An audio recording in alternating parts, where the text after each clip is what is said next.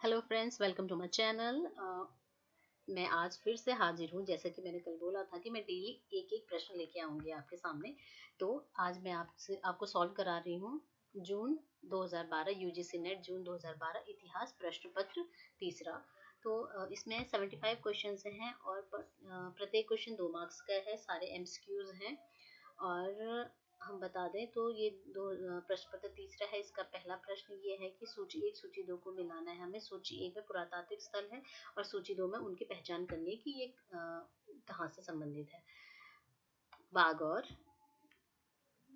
ये कहाँ से ये बागौर है, ब्रह्मगिरी है, माहेश्वर है, टेक्कल कोटा है। तो मैं हम आपको बता दें बागौर है राजस्थान का मध्य पाषाणिक स्थल है। बागौर राजस्थान का मध्य पाषाणिक स्थल है। दूसरा है आपका ब्रह्मगिरी आपका कहाँ पड़ता है? कर्नाटक में। कर्नाटक का ये महापाषाणिक स्थल है। उसके बाद आता है आपका माहेश्वर जो है आपका मध्य प्रदेश का एक ताम्र पाषाणिक स्थल है। उसके बाद बचता है आपका टेक्कल कोटा और एक ही ऑप्शन बचता है, ये कहाँ है? कर्नाटक में है। ये कर्नाटक में हम आते हैं अब नेक्स्ट क्वेश्चन में। नेक्स्ट क्वेश्चन क्या है? अकॉर्डिंग टू दिस हमें अब देखना होगा कि कौन सा आंसर मैच कर रहा है। पहले का आपका तीसरा, तो तीसरा ये बी वाला ऑप्शन सही बैठ रहा है। यस। दूसरा प्रश्न है, किस आद्य ऐतिहासिक स्थल से कच्चे रेशम के धागे का प्रमाण मिला है? 4 ऑप्शन है, आहड़, इनाम गांव, नावदा टोली और नेवासा। तो मैं आपको बता दूं, आहड़ एक स्थल भी है और आहड़ एक संस्कृति भी है। आहड़ जो है आपका राजस्थान है, राजस्थान के बनास घाटी में है। और यहाँ से हमें बहुत सारी चीजें मिली हैं। जो प्रमुख तथ्य मिले थे, पत्थर एवं मिट्टी से मकानों के निर्माण के साक्ष्य मिले थे। उसके बाद हम बात करते हैं इनाम गांव महाराष्ट्र में पड़ता है। और यहाँ से हमें चाक से निर्मित मृदभांड और सूक्ष्म पाषाण उपकरण मिले हैं और ताम्र से निर्मित यानी तांबे से भी बने हुए उपकरण हमें यहाँ से प्राप्त हुए हैं। तीसरा नंबर आता है आपका सी वाला ऑप्शन है, नावदा टोली से मध्य प्रदेश में पड़ता है। इससे हमें सुनियोजित बस्ती और काले रंग की मृदभांड, तांबे का उपकरण, चावल, मटर, चना, मसूर आदि चीजों के प्रमाण मिले, यानी कि हमें यहाँ से कृषि के भी प्रमाण मिले हैं। नेवासा आपका महाराष्ट्र में पड़ता है। यहाँ से हमें बहुत सारी चीजें मिली हैं। यहाँ से हमें क्या मिला है? कच्चे रेशम के धागे का प्रमाण भी मिला है। तो ऑप्शन नंबर डी सही आंसर है। तीसरा क्वेश्चन है, निम्नलिखित भारतीय विद्या शास्त्रियों को उनके काल क्रमानुसार व्यवस्थित कीजिए तथा नीचे दिए गए कूट की सहायता से सही उत्तर का चयन कीजिए। तो क्वेश्चन नंबर तीसरा आपका ये है। ऑप्शन कौन कौन से हैं? William Jones, Alexander Cunningham, James Burgess और जेम्स फर्गुसन। आपको मैं बता दूं, इससे रिलेटेड इसी पेपर में 2 क्वेश्चन आए हैं। तो पहले इसको सॉल्व कर लेते हैं। इसका ऑप्शन है, सबसे पहले नंबर पे आते हैं विलियम जोन्स। दूसरे नंबर पे आते हैं जेम्स फर्गूसन। तीसरे नंबर पे आते हैं आपके जेम्स बर्गेस। चौथे नंबर पे आते हैं आपके अलेक्जेंडर कनिंघम। अकॉर्डिंग टू विच हमारा कौन सा सही बैठ रहा है? 1 4 3 2, 1 4 3 2 कौन सा ऑप्शन में है? 1 4 3 2, यानी कि ऑप्शन नंबर सी। यस। अब आते हैं हम क्वेश्चन नंबर 4 पे। निम्नलिखित सूची 1 प्रारंभकर्ता यानी या फिर लेखक, सूची 2 में है पत्रिका या पुस्तक। उन दोनों को सम्मिलित करना है। पत्रिका या पुस्तक है ये, और ये है प्रारंभकर्ता या लेखक। नंबर 1 है William Jones, James Fergusson, Alexander Cunningham, James Burgess. आपको पता होगा कि इसी से रिलेटेड 2 क्वेश्चन आ रखे हैं यहाँ पे। 2 क्वेश्चन मतलब 4 मार्क्स के। ये जिसको इनके बारे में पता होगा, इन चारों के बारे में, वो ये 4 मार्क्स गेन कर लेंगे। तो मैं बता दूं, विलियम जोन्स इन्होंने क्या किया था, आपको सब पता होगा, बहुत बार आया है ये। विलियम जोन्स एशियाटिक रिसर्च इनसे संबंध है। जेम्स फर्गुसन ये है आपके आर्कियोलॉजी इन इंडिया। और उसके बाद आते हैं आपके, मैं ये इरेज करती हूँ, ये वाला, ये पता नहीं इरेज क्यों नहीं हो रहा है। यस। उसके बाद आता है अलेक्जेंडर कनिंघम क्या थे? The stupa of Bharhut. Yes. James Burgess Indian antiquity, तो अकॉर्डिंग टू विच कौन सा आंसर सही बैठ रहा है? पहला। यस, समझ गए होंगे आप। और अब आते हैं हम अगले क्वेश्चन पे, क्योंकि इसमें 75 क्वेश्चन है तो वीडियो थोड़ा लंबा होगा पिछले वाले वीडियो से। पांचवें क्वेश्चन पे पहुंचे हैं। सूची 1 वैदिक नदियां हैं। सूची 2 में क्या है? वर्तमान प्रारूप, यानी ये जो वैदिक नदियां हैं, वैदिक पीरियड में जो ये नाम थे इन नदियों के, वर्तमान समय में इन नदियों को हम किस नाम से जानते हैं, ये हमें बताना है। तो ये क्वेश्चन भी बहुत बार रिपीट हो चुका है। मैं एग्जैक्टली मुझे ध्यान नहीं है कि कौन से ईयर में आया है, लेकिन ये क्वेश्चन बहुत बार रिपीट हो चुका है। अगर आपने पुराने पेपर को कभी सॉल्व किया होगा तो, या देखा होगा तो आपको ध्यान होगा। विपाशा को क्या क्या कहते थे? व्यास। आप इससे ध्यान से, तो व से स्टार्ट हो रहा है। परुषणी कौन सा है?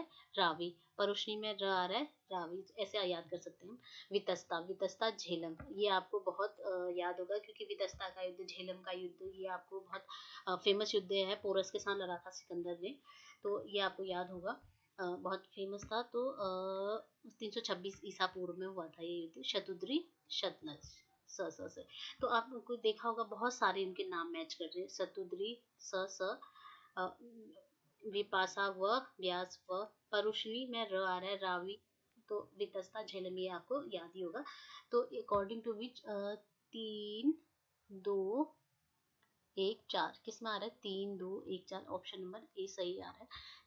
तो उसके बाद आते हैं हम क्वेश्चन नंबर 6 पे। क्वेश्चन नंबर 6 से कहते हैं, एशिया माइनर के बोगजगोई अभिलेख में निम्नलिखित वैदिक देवताओं का उल्लेख किया गया है। ये क्वेश्चन भी बहुत बार पूछा गया है, तो मैं आपको बता दूं, इंद्र, वरुण, अग्नि, सूर्य, ये भी नहीं है। दूसरा ऑप्शन है इंद्र, वरुण, मित्र, अग्नि, नहीं है। तीसरा ऑप्शन है इंद्र, मित्र, वरुण, ना सकते, ये this is the right option, correct. उसके बाद 7वां क्वेश्चन है, राजा सुदास, जिसके विषय में ऋग्वेद में वर्णन है कि उसने 10 राजाओं को पराजित किया, किस जन से संबंधित था? आपको पता होगा जो ये 10 राजा युद्ध हुआ था, यह परुषणी यानी रावी नदी के किनारे लड़ा गया था।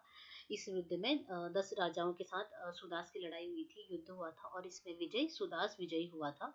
और ये किस जन का था? त्रित्सु जन का था राजा, ठीक। उसके बाद नेक्स्ट क्वेश्चन पे आते हैं हम। क्वेश्चन नंबर 8 क्या कहता है? यूनानी इतिहासकार हेरोडोटस सूचित करता है कि भारत पारसिक साम्राज्य का 20वां तथा सबसे समृद्ध सत्रपी यानी सूबा या प्रांत था। वो लोग क्षत्रपी बोलते थे या प्रांत बोलते थे। और आर है यानी कारण है, सिकंदर के आक्रमण 327-326 ईसा पूर्व तक भारत में समस्त पारसिक प्रभाव लुप्त हो चुका था। उपरोक्त 2 वक्तव्यों के संदर्भ में निम्नलिखित में से कौन सा सही है? तो अब आपको मैं बता दूं, क्वेश्चन नंबर 8 का ये एक बार ए तो सही है। खैर, सूचित करता है कि भारत उसका 20वां प्रांत था, और प्रांत था, और बहुत समृद्ध था, लेकिन ये गलत है। तो इसलिए कौन सा ऑप्शन होगा? सी ऑप्शन, ए सही लेकिन आर गलत। 9वां है, किसने निम्न वक्तव्य दिया था? भगवापि क्षत्रियो अहमपि क्षत्रियो, भगवान बुद्ध भी क्षत्रिय थे, मैं भी क्षत्रिय हूँ।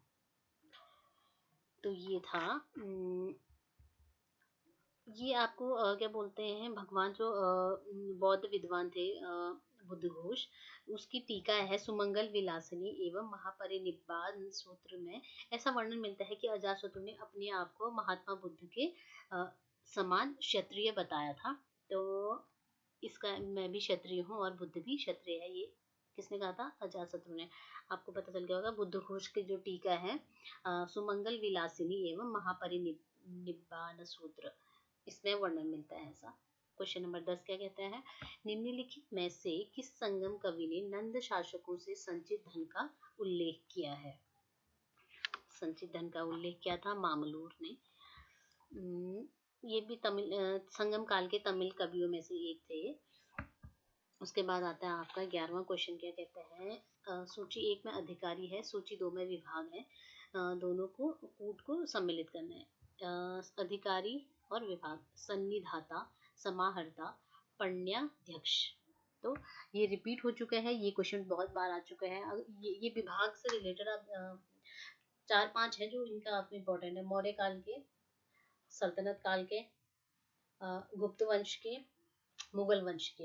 एटलीस्ट इन 4 की जो प्रशासन में इनके अधिकारी हैं, इनका नाम रट लीजिए, ये हमेशा आते हैं। संनिधाता किसको कहा जाता था? जो कोषागार का स्वामी होता था। उसके बाद आता है समाहर्ता। समाहर्ता आपका कर संग्रह विभाग का स्वामी होता था। उसके बाद आता है पण्याध्यक्ष, अड़ा आ रहा है ना, वाणिज्य विभाग का स्वामी होता था ये, दूसरा है। और उसके बाद आता है आपका अंतरवंशिक, ये होता था एकमात्र बचा ये, रानीवास के रक्षक दल का स्वामी होता था, अंतरवंशिक।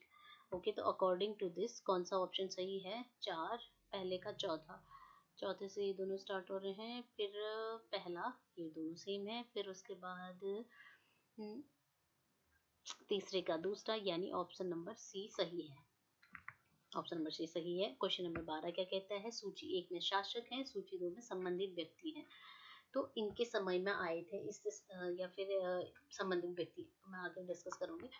बिंबिसार, बिंदुसार, अजातशत्रु और गोंडो फर्नेस। पहले तो बता दूं मैं, बिंबिसार, बिंबिसार के पास था जीवक, यानी एक राजवैद्य था बिंबिसार के पास, ये जीवक नाम का। बिंदुसार के समय में एक डायमेकस नामक कौन आया था? राजदूत आया था। अजातशत्रु के पास क्या था? वस्त्रकार नामक मंत्री था, जिसकी सहायता से उसने लिच्छवियों में फूट डालने में वो सफल हुआ था। गोंडो फर्नीस ये था, इसके समय में था सेंट थॉमस। तो इसके अनुसार कौन सा ऑप्शन सही बैठ रहा है? ऑप्शन नंबर पहला, राइट। उसके बाद आता है क्वेश्चन नंबर 13वां। 200 ईसा पूर्व से 300 ईसवी के मध्य की अवधि की एक विशेषता, विदेशी व्यापार की वृद्धि को प्रायः स्वीकार किया जाता है। निम्न कारणों में कौन कारण उस वृद्धि में सहायक नहीं हुआ? 200 ईसा पूर्व से 300 ईस्वी के मध्य की अवधि की एक विशेषता, विदेशी व्यापार की वृद्धि को प्राय स्वीकार किया जाता है। निम्न कारणों में से कौन कारण उस वृद्धि में सहायक नहीं हुआ? तो हम बात करते हैं भारत राजनीतिक दृष्टि से एक हो गया था, बिल्कुल नहीं तो और ऑप्शन में फिर भी देखूंगी, मुझे लग रहा है कि यही है, क्योंकि भारत राजनीतिक दृष्टि से एक नहीं हो गया था। चंद्रगुप्त के समय हुआ था, उसके बाद अशोक के टाइम हुआ था। अशोक का टाइम पीरियड कब था?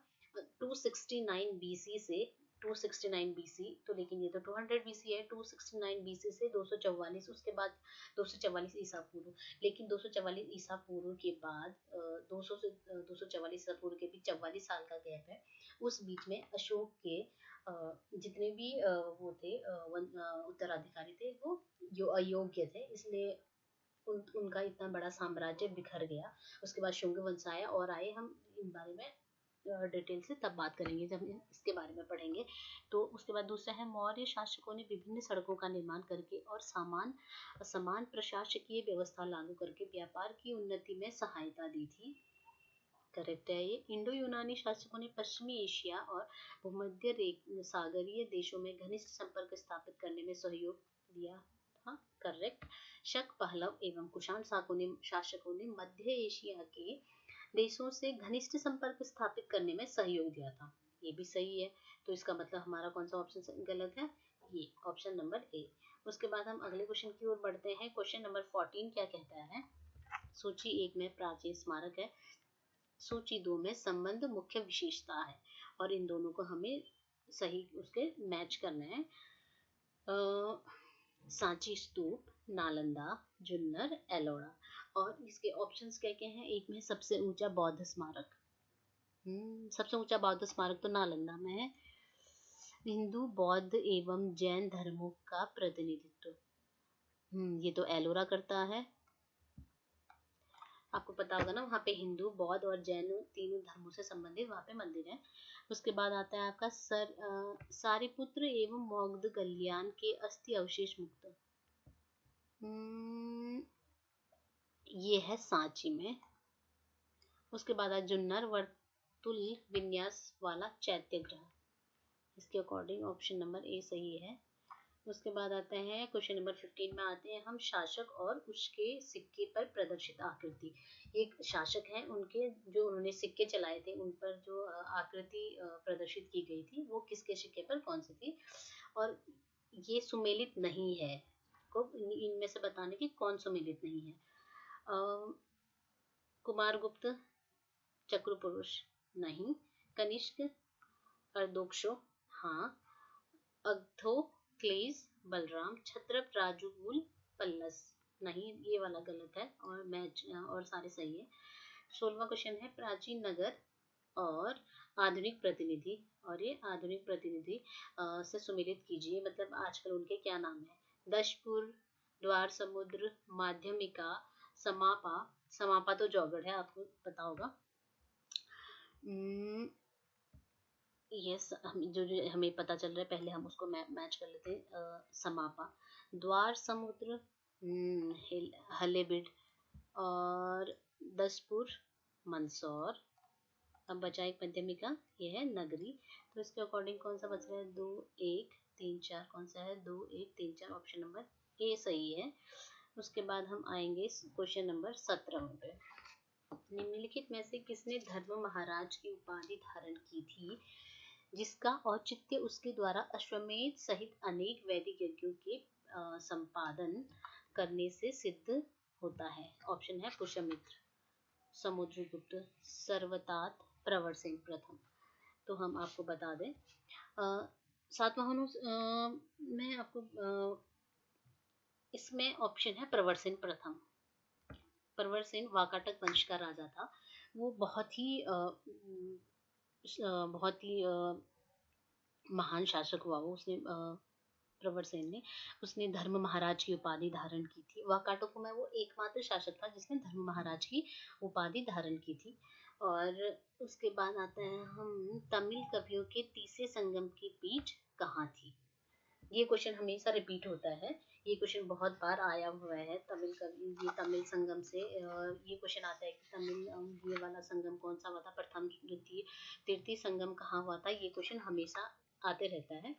तो मैं आपको तीनों संगम हुए थे उनके बारे में बताऊंगी। प्रथम संगम हुई थी आपकी मदुरा यानी दक्षिणी मदुरा में हुई थी, और इसके अध्यक्ष थे आचार्य अगस्त्य थे। और जो दक्षिणी मदुरा था वो समुद्र में डूब गया था।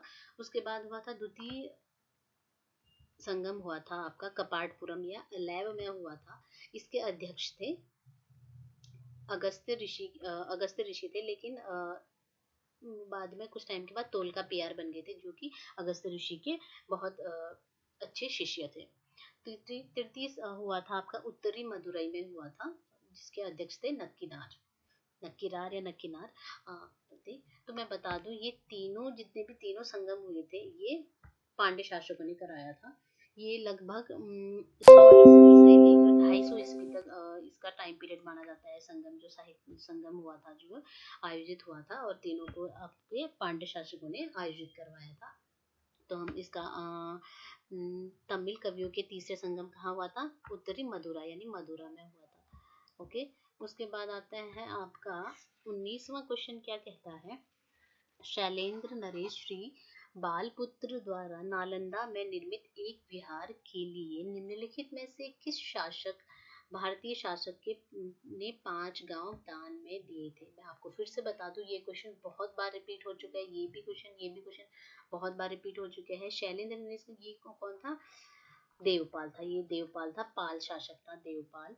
पाल वंश का ये बहुत ही महत्वपूर्ण शासक था और महानतम शासक था। उसके बाद आता है आपका नेक्स्ट क्वेश्चन है 20वां क्वेश्चन। क्या कहता है, अरब लेखकों ने दक्षिण के किस राजवंश की गणना संसार के 4 सार्वभौम शासकों में की है। दक्षिण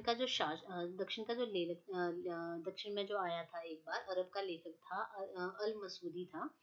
वो राष्ट्रकूट शासक इंद्र तृतीय के समय भारत आया था, और उसने उनको राष्ट्रकूटों को उसने बहुत महानतम बताया था, दुनिया के महानतम उनमें से एक बताया था। राजवंश की गणना 4 सार्वभौम शासकों में की थी, किसे, मान्यखेत के राष्ट्रकूट, करेक्ट। उसके बाद आता है अगला क्वेश्चन आता है 21वां, निम्नलिखित में से कौन सही सुमेलित नहीं है। ये क्या बोलते हैं, लेखक हैं और ये उनकी रचना है। राजशेखर, श्रीहर्ष, महेंद्र वर्मन, शूद्रक सारे नाम जाने माने हैं और सारे से रिलेटेड क्वेश्चन आ चुके हैं। आपको बता दूं कि मैं अगर सब सारे क्वेश्चन एक साथ आपको नहीं मिलते हैं तो ये एक एक पोर्शन भी ऐसे आपको, जैसे ये भी बहुत बार आ चुका है, ये भी बहुत बार आ चुका है, तो आपको मैं बता दूं। तो निम्न में से कौन सुमेलित नहीं है, कह रहा राजशेखर की क्या है, विद्वशाल भंजिका करेक्ट है, श्रीहर्ष की नैषधि चरित ये करेक्ट है, महेंद्र वर्मन की कविराज मार्ग नहीं, महेंद्र वर्मन की कविराज मार्ग नहीं है। बता दें कविराज मार्ग जो है राष्ट्रकूट शासक अमोघ वर्ष द्वारा लिखा गया था, वो भी कन्नड़ भाषा का एक काव्य ग्रंथ है। तो अगर महेंद्र वर्मन की बात करें तो उन्होंने एक पुस्तक लिखी थी, उसका नाम था मतविलास प्रहसन करेक्ट। उसके बाद आता है शूद्रक, शूद्रक की है मृच्छकटिकम, ये शूद्रक की है, ये करेक्ट है। तो उसके बाद हम अगले क्वेश्चन की ओर बढ़ेंगे, क्वेश्चन नंबर 22वां। क्वेश्चन नंबर 22वां क्या कहता है, नीचे दो वक्तव्य दिए गए हैं, एक को कथन तथा दूसरे को कारण कहा गया है। ए है पूर्व मध्यकाल में क्षेत्रीय राजनीति की उदय के साथ साथ दरबारी कवियों द्वारा राजाओं की जीवनी लिखने का क्रम प्रारंभ हुआ करेक्ट। रामचरित शैलेश शैली में लिखा गया है, जिसमें महाकाव्य के नायक राम की कथा के अतिरिक्त पाल नरेश रामपाल का भी विवरण मिलता है। यस, दोनों सही हैं और ए की सही व्याख्या आर करता है। क्वेश्चन नंबर हम आगे बढ़ेंगे, अगला क्वेश्चन है 23वां क्वेश्चन। नीचे दिए गए दो कथन है, ये भी वही है, अभिकथन और तर्क दिया गया है। दिल्ली के सुल्तानों ने अपनी सैन्य शक्ति से भारत के एक बड़े भाग को समेकित किया।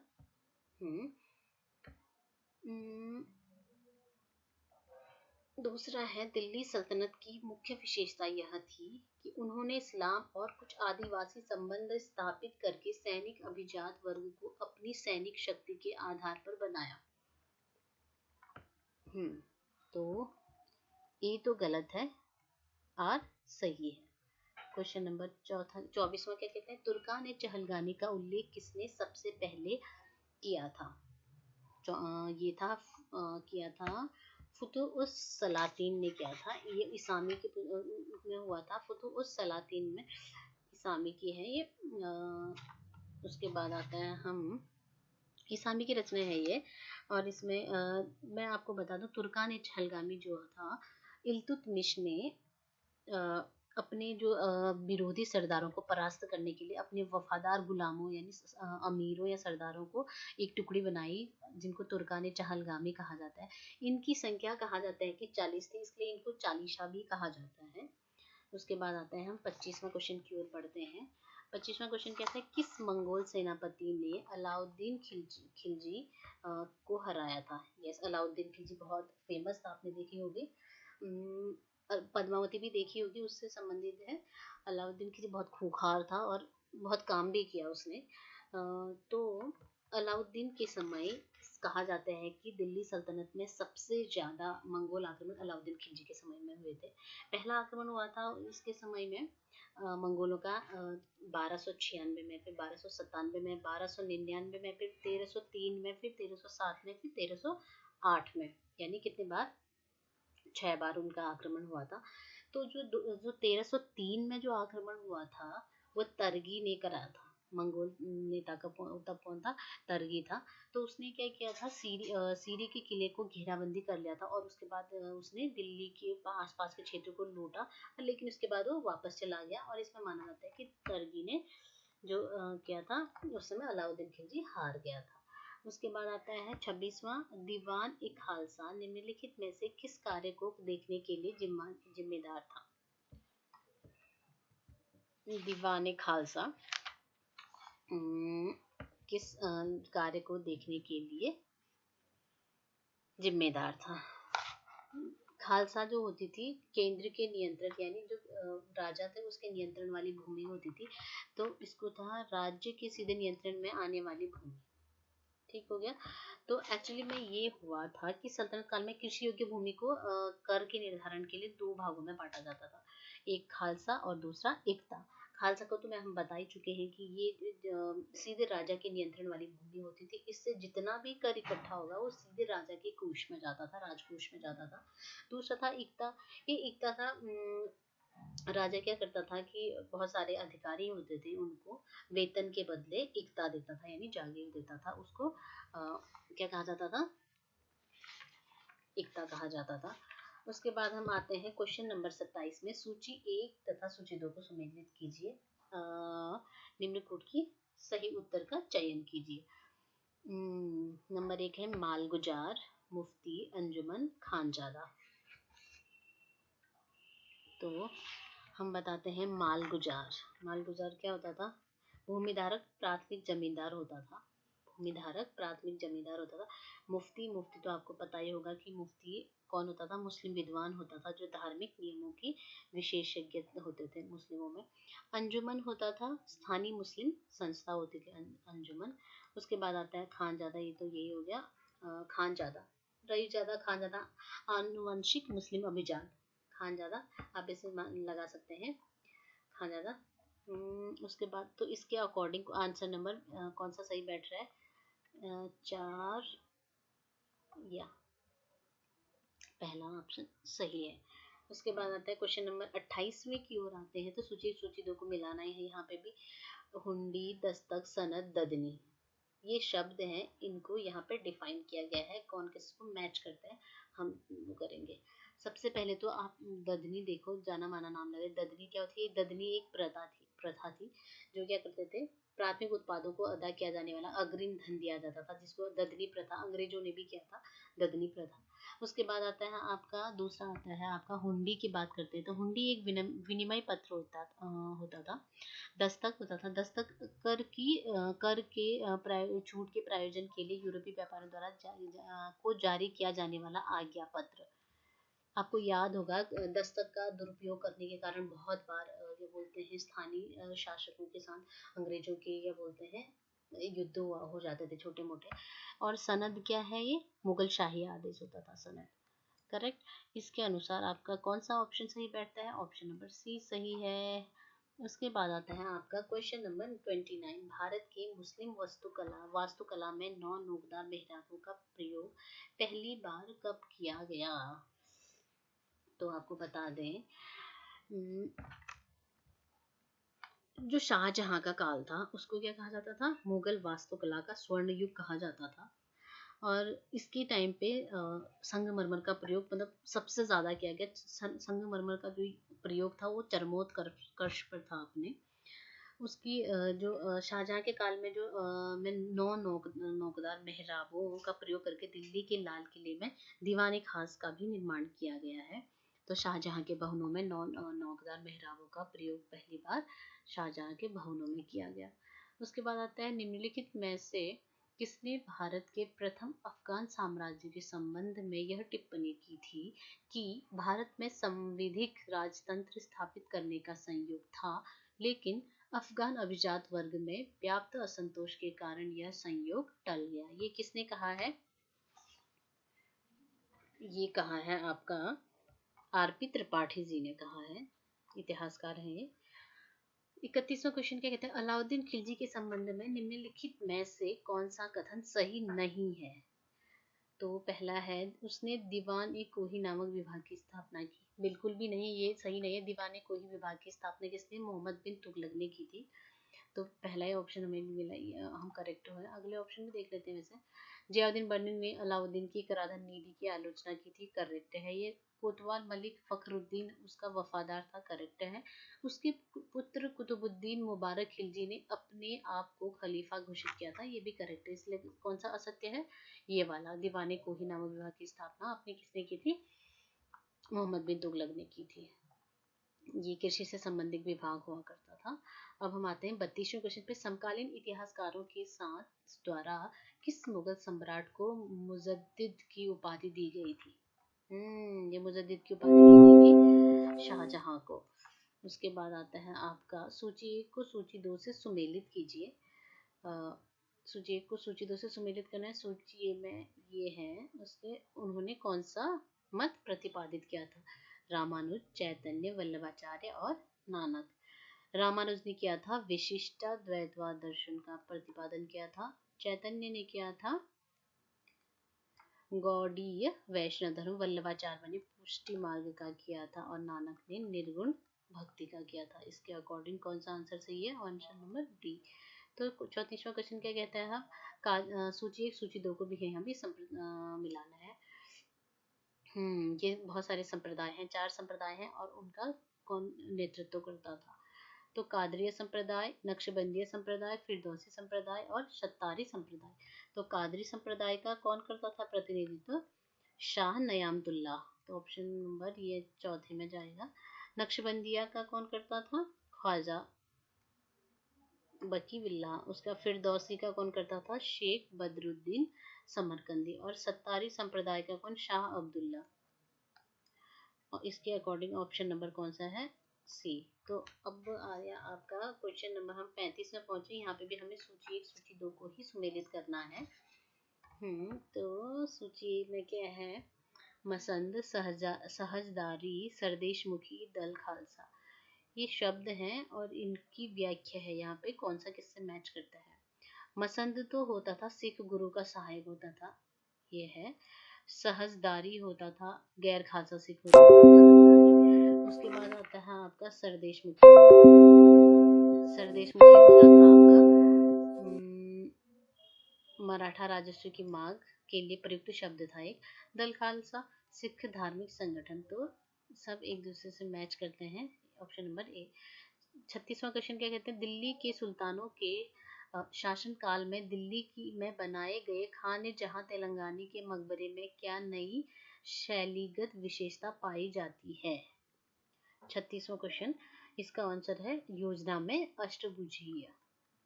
37वां क्वेश्चन कहते हैं सल्तनत चित्रकला की किस शैली ने मुगल शैली की चित्रकला की स्थापना के लिए मार्ग प्रशस्त किया? तो इसका है चौर पंचाशिक, लौर चंदा और इंडो पर्शियन। 38वां क्वेश्चन कहते हैं निम्नलिखित कथनों पर विचार कीजिए और गलत कथन पर चिह्नित कीजिए। पहला है गलत वाला चूज करना है हमें। तो बाबर के जीवन वृत्त में समकालीन कार्यों पर प्रकाश डाला गया है, करेक्ट। इसमें प्रकृति के प्रति बाबर की रुचि को प्रदर्शित किया गया है, ये भी करेक्ट। इसमें फरगना, समरकंद, काबुल के बारे में कोई जानकारी नहीं दी गई है जहां उसने अपना समय बिताया था। ऐसा तो हो ही नहीं सकता कि जहां वो अपने समय बिताया और उसके बारे में उसके जीवन में कुछ लिखा न गया हो। तो ये आंसर मुझे गलत लग रहा है, लेकिन फिर भी हम ऑप्शन नंबर चौथा देखते हैं। उसने अपने एवं समकालीन लोगों उनकी अच्छी बुरी आदतों पर प्रकाश डाला है, ये करेक्ट। तो इसका मतलब ये वाला गलत ऑप्शन है। तुलसीदास कौन सी पुस्तक के रचयिता थे? तुलसीदास कौन सी पुस्तक के रचयिता थे? तो हम बता दें तुलसीदास ने बहुत सारी किताबें लिखी थी। तो उनमें से मैं उनका नाम, रामचरितमानस था, कवितावली था, विनय पत्रिका थी, दोहावली, गीतावली, पार्वती मंगल, जानकी मंगल, बरवै रामायण और कृष्ण गीतावली। तो मैं बता दूं कि इनकी सारी जो किताबें हैं ये कभी ना कभी पूछे गए हैं एग्जाम में। तो मैं इनमें से ऑप्शन क्या है? उपरोक्त सभी। तो क्वेश्चन नंबर 40 में आते हैं निम्नलिखित में से किसे बरकरी संप्रदाय का संस्थापक माना गया है? बरकरी संप्रदाय, बरकरी संप्रदाय एकनाथ, तुकाराम, नामदेव और कौन है? ज्ञानेश्वर। तो इसमें ऑप्शन है नामदेव। 41वां क्वेश्चन क्या है? 17वीं शताब्दी में मुगल शासक वर्ग के संगठन के प्रसंग में निम्नलिखित कथनों पर विचार कीजिए और नीचे दिए गए विकल्पों में से सही उत्तर का चयन कीजिए। ठीक, 41 में तो इसमें दिया गया है 17वीं शताब्दी के मुगल शासक वर्ग के संगठन के प्रसंग में निम्नलिखित कथनों पर विचार कीजिए। सही उत्तर का चयन करना है। सामसायिक शाही वर्ग का एक पहलू प्रशासनिक सेवाओं के सदस्यों की छोटी सी संख्या का धीरे धीरे प्रणयन था, सही है। ये सदस्य सामान्यतः खत्री और कायस्थ जातियों के लिए लिए थे, ये भी सही है। कुछ ब्राह्मण भी इस शासक वर्ग में शामिल थे, सही। तो उपयुक्त सभी सही है। 42वां क्वेश्चन है निम्नलिखित में से कौन सा मुगल चित्रकार व्यंग्य चित्रकार था? यस, कौन सा था? मिस्किन। और उसके बाद आता है शाहजहां ने करतारपुर का युद्ध लड़ा था। शाहजहां ने करतारपुर का युद्ध किसके साथ था? गुरु गोविंद सिंह के साथ लड़ा था। ये एक बाज के कारण हुआ था। शाहजहां का जो बाज था वो हरगोविंद सिंह के उनके वहां चले गया था, जहाँ उनका क्षेत्र था। और शाहजहां जब लेने गया तो वो गुरु गोविंद सिंह जी ने मना कर दिया, तो इससे लेकर इनका करतारपुर का युद्ध हो गया। उसके बाद आता है 44वां क्वेश्चन, क्या कहता है? नीचे दो कथन दिए गए हैं, अभिकथन और तर्क। तो अभिकथन है 17वीं शताब्दी के अंत में और 18वीं शताब्दी के शुरू में किसानों के बार बार विद्रोह के बारे में यह विश्वास किया जाता है कि यह मुगल साम्राज्य के पतन का मुख्य कारण था। दूसरा तर्क है कि केंद्रीय मुगल राज्य के खिलाफ क्षेत्रीय भावना नहीं थी। मैं आपको बता दूं, किसानों से संबंधित बहुत सारे क्वेश्चन इस बार आने के चांसेस हैं, क्योंकि किसान मुद्दा बहुत चल रहा है बहुत टाइम से, तो इसलिए किसानों से संबंधित जितने भी आंदोलन थे या फिर कोई संगठन था, तो उन चीज़ों को पढ़ लें अच्छे से और वो चीज़ों पे ध्यान दें, जरूर आएगा। तो इसका क्या है ऑप्शन? ये ए और आर दोनों सही है, आर ए की सही व्याख्या करता है। ठीक, उसका 45वां क्वेश्चन है, निम्नलिखित में से कौन सा केंद्र भारत में डच वाणिज्य केंद्र नहीं था? मछलीपत्तनम, करिकाल, हुगली, 1200 नहीं, हुगली नहीं था, डचों का वाणिज्य केंद्र नहीं था। यहाँ पे उनका था, अंग्रेजों का था। उस अंग्रेज अधिकारी का नाम बताए जिसने चंद्रगिरी के शासक से वर्ष 1639 में मद्रास को पट्टे पर लिया था। कौन था वो? Francis day. और इससे संबंधित कुछ तथ्य मुझे ध्यान आ रहा है। हाँ, 1639 में इसको पट्टे पर लिया गया था, फ्रांसिस डे ने लिया था, लेकिन बाद में यहीं पर चंद्रगिरी के शासक से लिया था।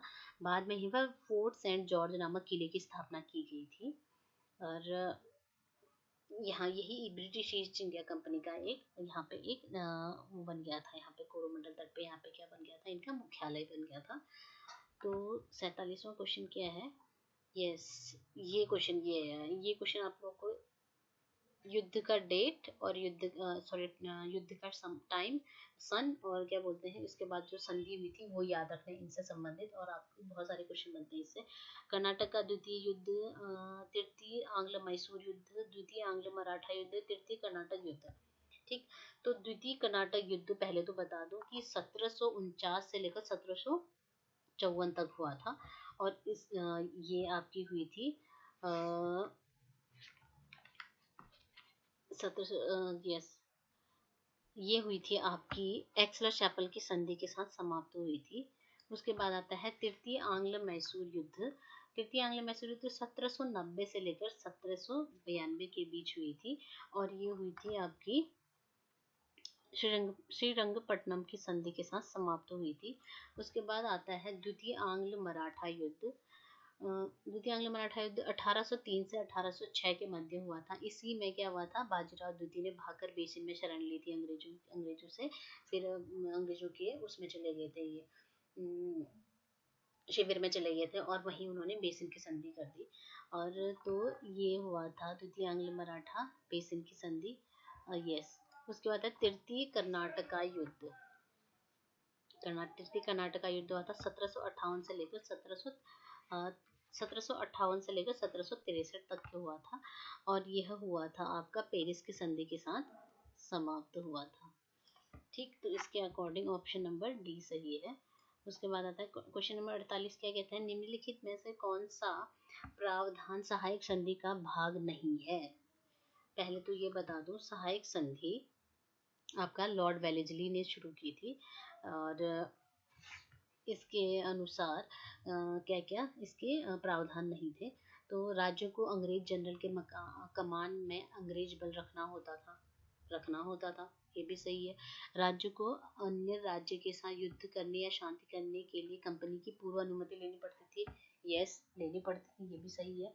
तीसरा है कि राज्य अंग्रेजों को ईस्ट इंडिया कंपनी के सिवाय किसी यूरोपीय शक्ति से साथ संबंध नहीं रखने होंगे, हाँ ये भी सही है। चौथा है कि यदि किसी राज्य का स्वाभाविक उत्तराधिकारी नहीं हो, वह दत्तक ग्रहण कर सकता है। दत्तक मतलब होता है किसी अगर अपना बच्चा नहीं हो तो किसी और से बच्चे से आप गोद ले सकता था, तो नहीं, ये उन्होंने सहायक संधि में इन्होंने ये ऑप्शन को नहीं माना था। तो अगला क्वेश्चन है आपका, उस गवर्नर जनरल का नाम बताइए जिसने नौकरशाही का यूरोपीकरण और ऊंचे पदों पर भारतीयों को शामिल न करने की नीति अपनाई। यस, भारतीयों के विरुद्ध ये कौन था? कॉर्नवालिस था। मैं आपको, यस, कॉर्नवालिस था। उसके बाद आता नीचे एक अभिकथन दूसरा है तर्क। अभिकथन कहता है अंग्रेजों ने भारत के अलग अलग भागों में भू राजस्व की अलग अलग अवधि लागू की, इससे भारतीय किसान कंगाल हो गया। यस, करेक्ट, ये दोनों सही है और आर ए की सही स्पष्टीकरण देता है। उसके बाद आता है क्वेश्चन नंबर 51, क्या कहता है, कर्जन किचनर का वर्ष 1904-1905 का विवाद निम्नलिखित में से किससे संबंधित है? यह था वायसराय की परिषद में सैन्य सदस्यता का पद समाप्त करने से संबंधित था ये। उसके बाद आता है 52, कहता है सूची 1 सूची 2 को मिलाना है। पंजाब भूमि एलिनिएशन अधिनियम, दूसरा है केंद्रीय प्रांत भूमि एलिनिएशन अधिनियम, सी है उत्तर पश्चिम प्रांतीय भूमि एलिनिएशन अधिनियम, चौथा है दक्कन कृषि राहत अधिनियम। तो मैं बता दूं आपको, जो पंजाब भूमि एलिनेशन अधिनियम थी ये 1900 में आई थी, और केंद्रीय प्रांतीय भूमि थी ये 1904 में आई थी, ये 1904 में आई थी। उसके बाद आता है उत्तर पश्चिम वाला जो है, ये उत्तर पश्चिम में 1916 में आई थी। ये दक्कन कृषि राहत वाला ये 1879 में आई थी। तो इसके अकॉर्डिंग आपका सही ऑप्शन बैठता है ऑप्शन ए। ठीक, उसके बाद आता है अगला क्वेश्चन, क्या कहता है 53, आंसर क्वेश्चन नंबर 53 क्या कहता है, उस शासक का नाम बताइए जिसे वर्ष 1875 में भारी कुशासन के आरोप में के कारण हटा दिया गया था। ये थे मल्हार राव, थे गायकवाड़ बड़ौदा के। उसके बाद आते हैं 54वां क्वेश्चन है, मद्रास से प्रकाशित किए गए प्रथम अंग्रेजी सांध्य दैनिक समाचार पत्र कौन सा था? ये था मद्रास मेल, और इसकी जो स्थापना की थी, इसके जो थे, ये थे आपके रॉबर्ट नाइट थे। उसके बाद आता है आपका 55वां क्वेश्चन, कहते हैं कि यह न भूलें कि निम्न वर्गों, उपेक्षित गरीबों, अशिक्षितों, मोची, सफाई कर्मी में भी आपकी भांति रक्त और मांस है, वे आपके भाई हैं। ये शब्द किसके हैं? यस, ये शब्द थे स्वामी विवेकानंद जी के। उसके बाद आता है अगला क्वेश्चन 56वां क्वेश्चन, कहता है 1857 का विद्रोह एक आंदोलन नहीं था, ये कई आंदोलन थे, उपयुक्त कथन निम्नलिखित में से किसका था? ये था सी ए बेली का था। 57वां क्वेश्चन आपको सूची 1 सूची 2 को मिलाना है। नारायण गुरु, त्रिपुर नैनी रामास्वामी चौधरी, वेंकटरायलु नायडू, श्री धरुला नायडू। यस, तो श्री नारायण गुरु जाति में मानसा, और त्रिपुरा ये जो थे ये थे शंभु वे थे। वेंकटरायलु नायडू जो थे इनका संबंध क्या था? Rising sun. उसके बाद आया है श्रीधरलु वेद समाज। तो इसके अकॉर्डिंग कौन सा ऑप्शन बच रहा है? 2, 3, 1, 4, कौन से में है? 2, 3, 1, 4, हम देखेंगे 2, 3, 1, 4, यानी ऑप्शन नंबर बी। यस, अब हम आते हैं अगले क्वेश्चन में। क्वेश्चन नंबर 58 में क्या कहता है, निम्नलिखित आंदोलनों के कालक्रम के बारे में नीचे दिए गए कूट से सही उत्तर का चयन कीजिए। यस, हमें कालक्रम में लगाना है कूका आंदोलन, मुंडा विद्रोह, बहावी आंदोलन और मोपला किसान विद्रोह। तो ये कब कब हुए थे? कूका आंदोलन तो हुआ था पंजाब में। कब हुआ था? 1860 में। 1860 से स्टार्ट हुआ था मतलब। और उसके बाद आता है आपका बहावी आंदोलन हुआ था आपका 1830 में। यस, 1830 में हुआ था बहावी आंदोलन, ये भी पंजाब में हुआ था। मुंडा आंदोलन बिहार में हुआ था, जो आजकल वर्तमान झारखंड में है। कब हुआ था? 1899 में। ये क्वेश्चन बहुत बार आया है। 1899 में उसके बाद आता है आपका मोपला किसान आंदोलन। मोपला केरल में हुआ था, ये 1921 में। ये क्वेश्चन भी बहुत बार आ चुका है और इन क्वेश्चनों को रिपीट होने के बहुत चांसेस हैं, तो याद रखें। तो आप बताइए कूका 1860, तो कालक्रम में 1830, तो मुझे लग रहा है कि दूसरा, फिर 60 में आ रहा है पहला, फिर तीसरा चौथा, दूसरा पहला तीसरा चौथा, दूसरा पहला तीसरा चौथा, ऑप्शन नंबर ए, राइट। यस। उसके बाद आता है 59 क्या है, पारित अधिनियमों के कालक्रम के बारे में नीचे दिए गए कूट का सही उत्तर का चयन कीजिए। ब्रह्मो विवाह, शारदा अधिनियम, हिंदू विधवा पुनर्विवाह अधिनियम, एज ऑफ कंसेंट बिल। मैं आपको बता दूं कि ये सारे जितने भी ये दिख रहे चारों, ये सब कभी इंडिविजुअल या फिर किसी अन्य क्वेश्चन के साथ ये मिक्स करके ये क्वेश्चन आए हैं एग्जाम में, सारे के सारे, तो ये रिपीटेड है। तो ब्रह्मो विवाह अधिनियम आया था 1872 में। उसके बाद आया था तो आपका 1872 में आया था शारदा अधिनियम। शारदा अधिनियम 1930 में आया था, 1930 में आया था। और हिंदू विधवा पुनर्विवाह अधिनियम ये आया था आपका 1856 में, 1856 में आया था। उसके बाद आता है आपका एज ऑफ कंसेंट, ये 1891 में आया था, 1891 में आया था। अब इनको कालक्रम में व्यवस्थित कीजिए। 18 वाले तो 3 है, 9 ये तो यानी दूसरा वाला लास्ट में आएगा। ये तो मान के चलो 1872, 1852 ये, तो ये सबसे पहले आएगा हिंदू तीसरा,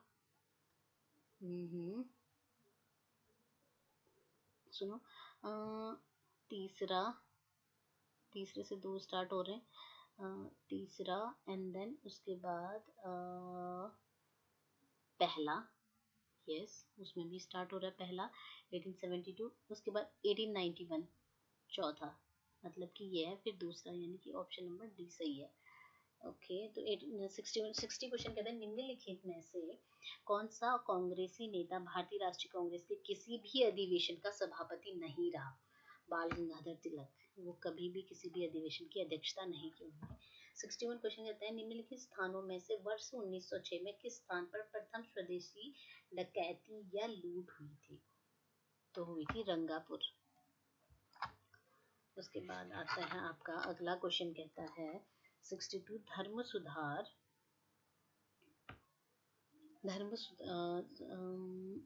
धर्म सुधार आंदोलन का मॉर्निंग स्टार किसे कहा जाता है।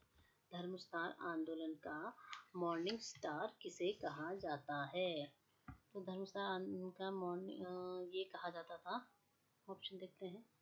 यस, जॉन कैल्विन को कहा जाता, सॉरी ये नहीं है, ये नहीं है आपका, है जॉन कैल्विन नहीं है, जॉन विक्लिफ, यस।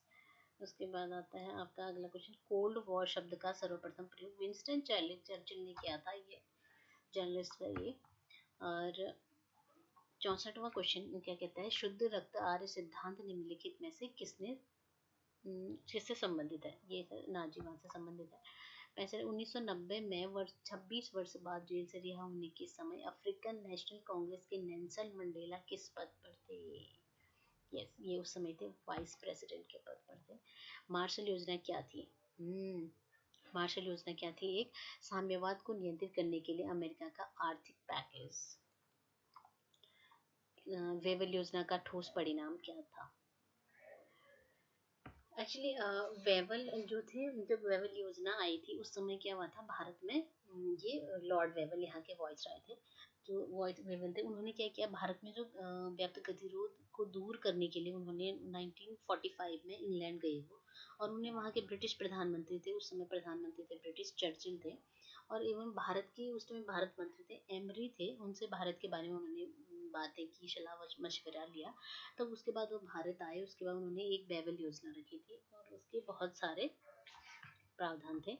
तो इसका एक ये भी था कि 67 में क्या कहता है, ये अमेरिकी महाद्वीप केवल अमेरिकियों के लिए है, इसका ये परिणाम था योजना का ठोस परिणाम।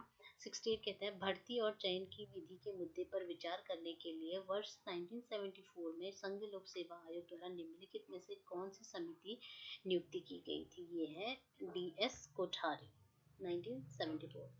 उसके बाद आता है निम्नलिखित में से किसने स्पष्टतया कहा है कि इतिहास के समस्त निष्कर्ष युक्ति संगत साक्ष्यों पर आधारित होते हैं। तो ऑप्शन देख लेते हैं एक बार हम। यस, तो ये है हेरोडोटस, पॉलीबियस, टेसियस, नहीं ये है यस थ्यूसिडाइडीज। यस। 70 क्वेश्चन क्या कहता है, निम्नलिखित कृतियों में से किसी कौन सी कृति के लेखक लियोपोल्ड वॉन रांके नहीं है। तो history of Rome, option A. अब है क्वेश्चन नंबर 71 से लेकर 75 के क्वेश्चन दिए गए हैं, लेकिन उससे पहले हमको ये पैरा पढ़ना पड़ेगा। इस पैरा के अकॉर्डिंग ही हमें अगले 71 से लेकर 75 तक के क्वेश्चन हमें सॉल्व करने हैं। तो मैं कभी भी जब आपको पैरा मिलता है तो आप हमेशा यही करना कि पहले क्वेश्चन को एक बार ब्रीफली क्वेश्चन पढ़ लेना एंड देन उसके बाद इसके यहाँ से पढ़ना स्टार्ट करना। तो मैं आपको बता दूं, एक बार मैं आपको यहाँ से धीरे धीरे आपको ये दिखाती हूँ और उसके बाद आप इसको रीड करके मैं आपको सीधे आंसर्स बताऊंगी। वहाँ पे आप यहाँ पे एक बार पढ़ लीजिए, एक बार ध्यान से देख लीजिए।